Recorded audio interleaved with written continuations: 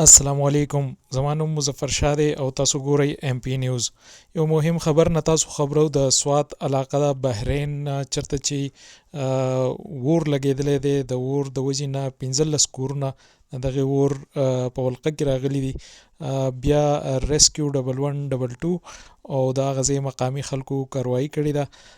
په دې حواله باندې مونږ رابطه کړې ده د 1122 چې کوم ضلعي ترجمان دی نیاز خان، د هغوی سره هغوی نه معلومات اخلو، تفصیلات ترې اخلو. نیاز خان دا راته ووایه څومره کورونه سوي دي، اور د څه د وجې نه لګېدلی و، څومره بچ شو او د اور تازه ترین صورتحال څه دی، به دغې راته مکمل تفصیلات راکړئ. السلام علیکم. جی بالکل مظفر شاه صاحب ډیره مهرباني. جی بالکل دا یو ډیر افسوسناک واقعیا مخې ته راغلی وه چې تعلق یې د بحرین سره و.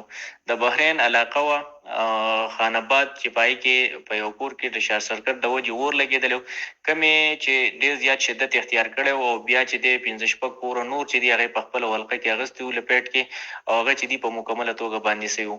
اطلاع ریسک 112 سوات کنټرول روم ته میلاو شوه. فوري طور د ریسک 112 ځوانان چې دي هغه د ډسټرکټ ایمرجنسي افیسر محمد سعد صاحب په وینا باندې چې دی د مختلفو تحصیلونو چې دی هغې ته ریسپانس وکړو.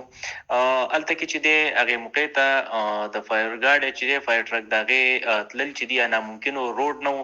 بیا چې دی د ریسکیو ځوانان چې دي پیدل هغې موقع طرف ته تللي دي. کم موقع ته چې جای وقوع ته چې دوی رسېدلي دي، نو بیا د هغې نه وروسته هغه امدادي سرګرمیانې چې وي، کارویانې چې وي، هغه خپل اپریشن هغې سټارټ کړی دی، شروع کړی دی. په کمې کې چې ورسره مقامي خلکو هم ډېر کوشش وکړو. هغه اور چې دی هغې بیا په مکمله توګه باندې چې دی قابو کړی دی. دغې محله کې 7 کوره نور هم داسې وو چې هغه دې محله کې وو، او هغه چې دی د دې جدوجهد او د دې اپریشن د وجې چې دی هغه کامیاب اپریشن وشو، هغه بچ پاتې شو. دغې بده پیښه کې چې دی نو جاني هېڅ داسې څه نقصان نه دی شوی.